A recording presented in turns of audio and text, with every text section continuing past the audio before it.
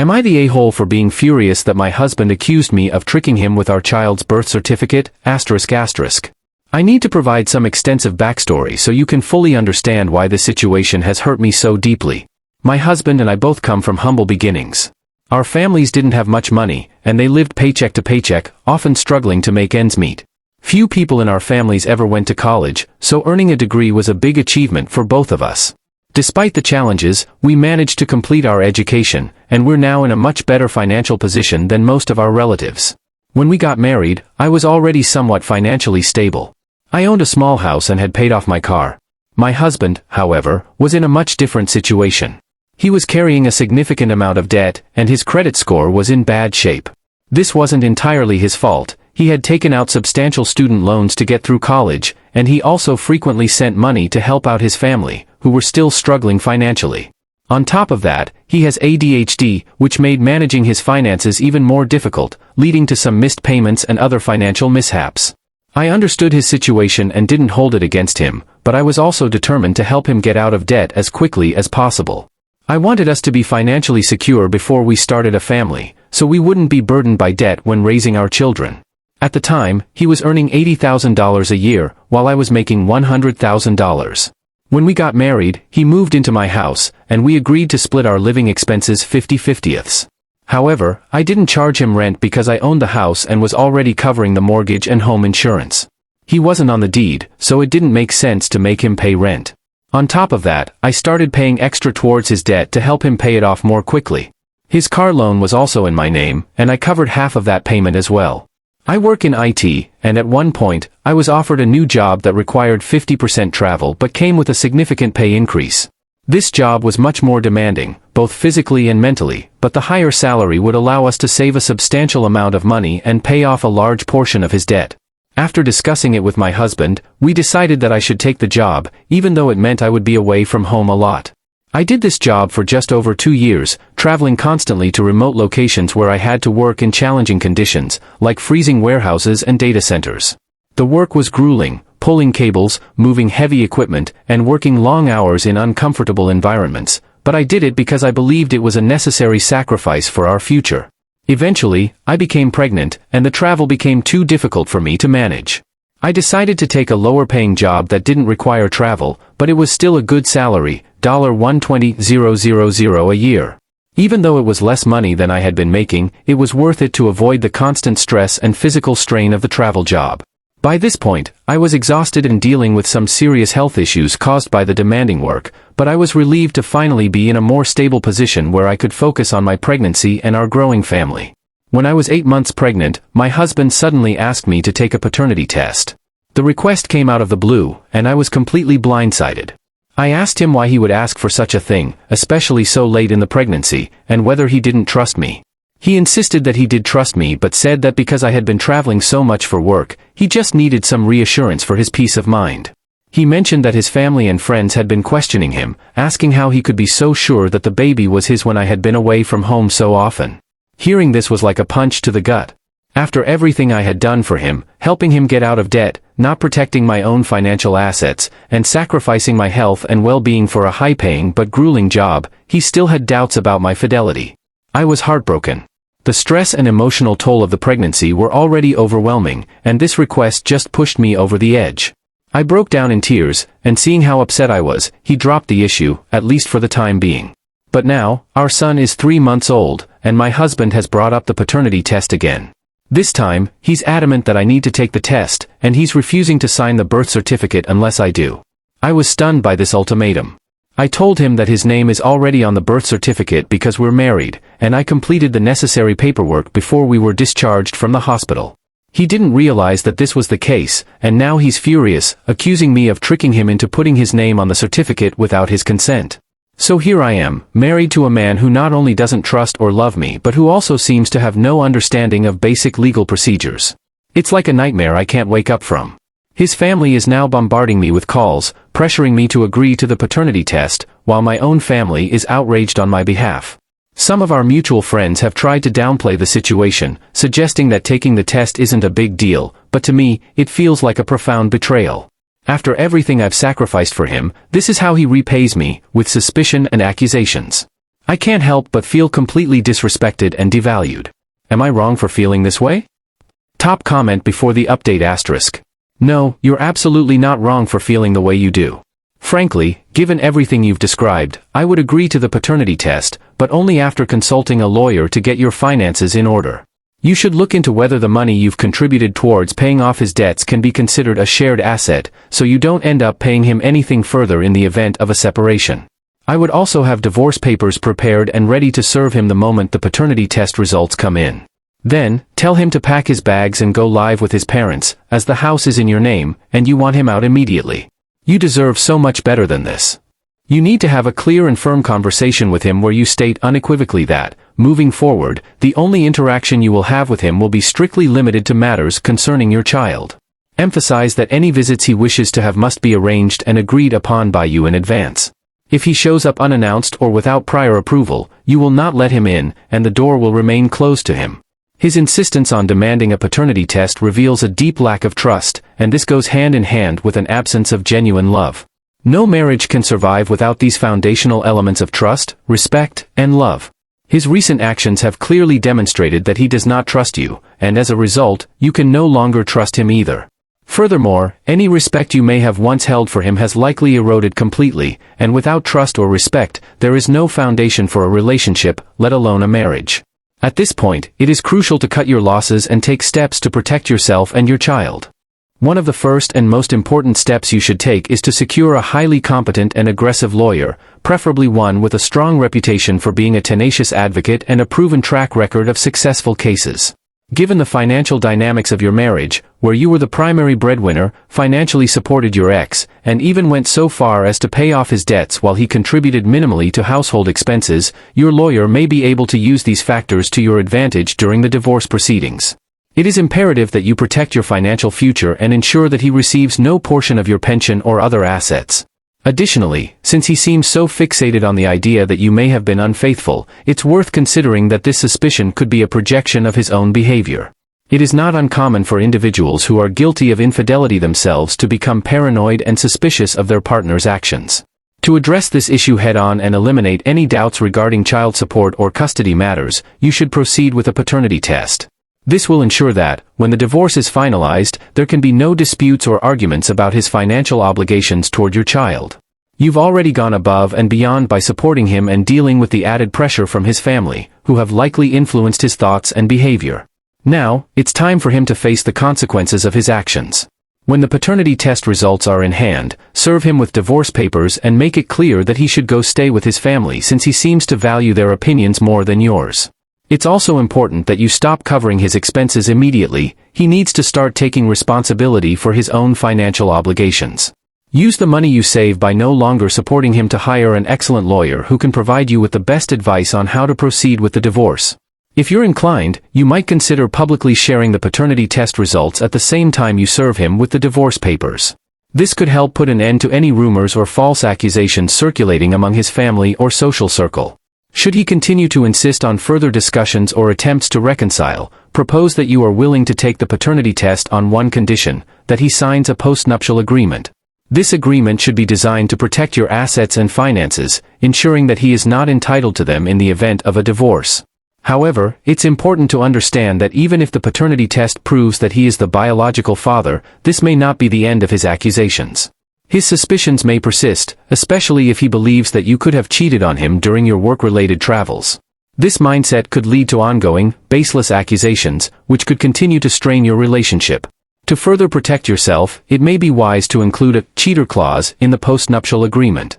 This clause would stipulate that if either partner is found to have been unfaithful, their share of the marital assets is significantly reduced, limiting them to only what they brought into the marriage. This clause should apply equally to both of you, as there is a strong possibility that his accusations are a form of projection, masking his own infidelity.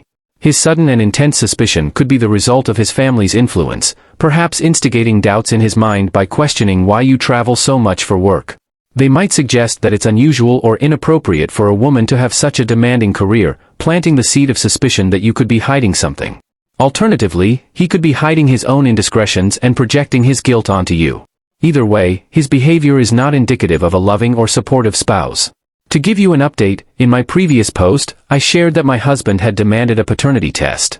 We proceeded with the test, and as I expected, the results confirmed that he is the father. However, he insisted on getting a test that would hold legal validity rather than just a home test. This option was much more expensive, but he paid for it out of his own pocket. The process required us to go through a professional agency to collect the swab samples and maintain a strict chain of custody to ensure the test's integrity. Although I was both surprised and unsettled by the fact that he had planned this out in advance, in the end, it was in my best interest to have a clear, indisputable legal record of the results. At first, I felt a sense of relief, maybe even a bit of happiness, when I agreed to go along with his request. It was as if agreeing brought some semblance of peace between us, a temporary truce in the ongoing tension. But that initial happiness quickly turned into something darker, resentment. I could see the satisfaction in his eyes, how pleased he was with himself, and it made my stomach turn.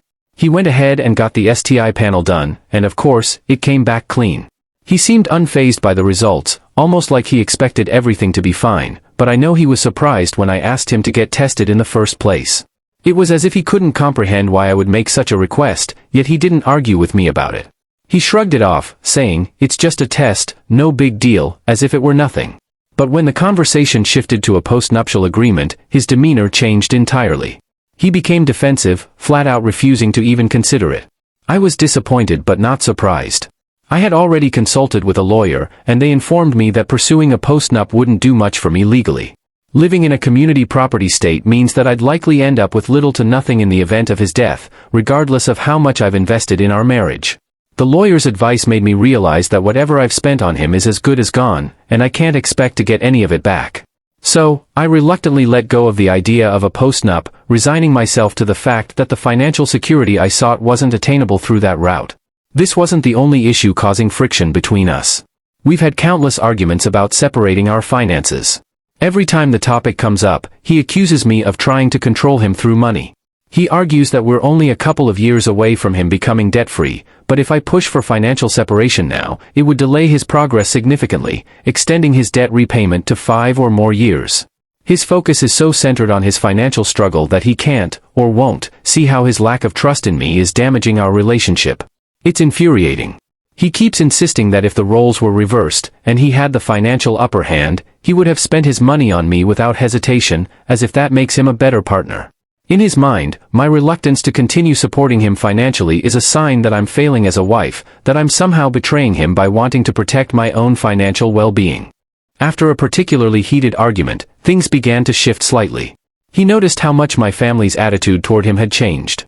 They've always been an integral part of my life, and they used to adore him, treating him like one of their own. But now, they've grown cold and distant towards him, and it's clearly affecting him. What really hit home for him was when my younger sister, who has always been especially close to him, became outright rude. She's never treated him this way before, and it's clear that this sudden change in her behavior has deeply upset him. He's the middle child in his own family and was often teased and bullied by his siblings, so my sister's rejection seems to have triggered some of those old wounds. I've tried talking to him, using reason and logic to explain how his actions have hurt me, but my words seem to fall on deaf ears. Yet, when my sister started giving him the cold shoulder, something in him shifted. He's always had a special bond with her, she doted on him like an older brother, and now that she's turned away from him, he's finally starting to realize the gravity of the situation. As a result, he's reluctantly agreed to make some changes. He's going to start paying for his own car, contributing to the insurance, and taking responsibility for his own debts. But when it comes to rent, he simply can't afford it, and I'm not going to push him to stop supporting his parents, which has always been a priority for him. His financial situation is stretched thin, and I know there's only so much he can do. Despite all of this, I'm left with a heavy heart. When I first brought up these issues, I wasn't thinking about divorce. It wasn't even on my radar. But now, I can't ignore the growing distance between us.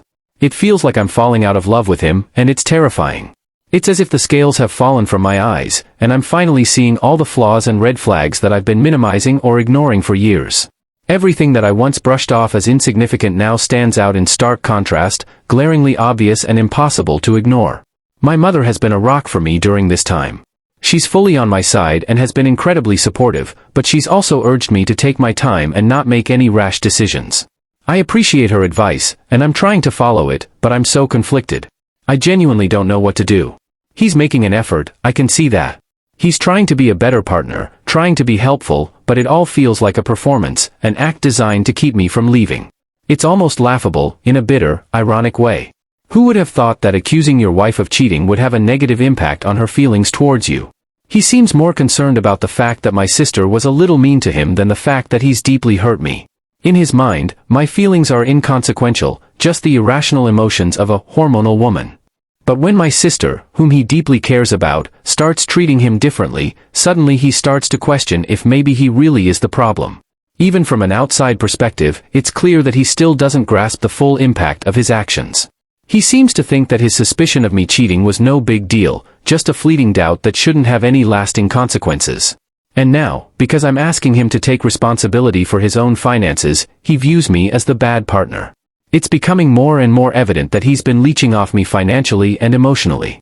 My life would be far simpler and easier if I cut him off and only had to take care of myself and our baby. What he's doing now feels like nothing more than damage control, an act to keep things from falling apart, to avoid facing the reality of the situation. I keep reminding myself of what my mother said, don't make any hasty decisions. But deep down, I think I already know where this is headed. Staying in a relationship where I'm no longer happy, where I'm no longer in love, isn't healthy for me or for our child. It's a painful realization, but one that I can't ignore any longer. Imagine living a life where you think everything is going perfectly, a loving wife, a beautiful 3-year-old daughter, and a future you've carefully planned. You're saving money for the unexpected, rainy day scenarios, but deep down, you believe that nothing could go wrong. This was Opie's life until his entire world was turned upside down by a revelation that he never saw coming. Opie, a 33-year-old man, had been married to his wife, who was 3 years younger than him, for 7 years. They had what seemed like a perfect marriage, and together, they had a daughter who had just turned 3. Opie loved his family deeply and worked hard to provide for them, never once doubting his wife's faithfulness or the authenticity of their relationship. However, looking back now, Opie could see that things had started to change after the birth of their daughter. His wife, who had always been affectionate, became even more so. She was more active in the bedroom, initiating intimacy more frequently than ever before. She also started making his favorite desserts more often, reminding him of how talented she was as a baker. At the time, Opie saw this as a sign of their deepening bond, especially after welcoming a child into their lives. There were no glaring red flags, no signs of infidelity. Opie trusted her completely, never once considering that she might be hiding something from him. But now, he wonders if he had simply missed the clues, perhaps he hadn't looked closely enough, or maybe he had been blinded by his love for her. 2 weeks ago, Opie's life took a devastating turn. It was a normal day that ended in a nightmare. After spending the day out with their daughter, Opie's wife sat him down in the evening. Her demeanor was serious, and her eyes were already welling up with tears. Opie had no idea what was coming. As she started to speak, she broke down, tears streaming down her face as she confessed a truth that would shatter everything Opie believed in. She told him that their daughter, the child he had loved and cared for as his own, was not biologically his. Opie was stunned, his mind racing to make sense of her words. She went on to explain that she had an affair with a man she met at the gym. The affair lasted for about a month before the man disappeared from her life after discovering that she was pregnant. The tears didn't stop as she admitted this, her voice trembling with guilt and fear of what this confession might do to their marriage. As Opie listened, a mix of emotions overwhelmed him, shock, disbelief, betrayal, and an immense sadness. Here was the woman he had trusted more than anyone else, confessing to a betrayal that had been hidden for years. Even as he types this now, he feels a deep, aching sorrow that words can hardly describe. He had thought he was doing everything right, that their marriage was strong and their love unshakable. But here was the cold, hard truth, despite everything he did, she had still cheated on him. At that moment, Opie broke down. He couldn't hold back the tears, couldn't pretend to be strong. He cried openly, feeling a deep, visceral pain as if the foundation of his life had been ripped away. His wife, in an attempt to comfort him, reached out to him, but he recoiled, pushing her away. The thought of her touch repulsed him now. He felt disgusted, not just with her but with the entire situation. How could she have done this to him? How could she have lived with this lie for so long? After what felt like an eternity, Opie managed to calm down enough to make a decision. He couldn't stay there, not in the house they had shared, not with her. He needed to get away, to think, to figure out what to do next.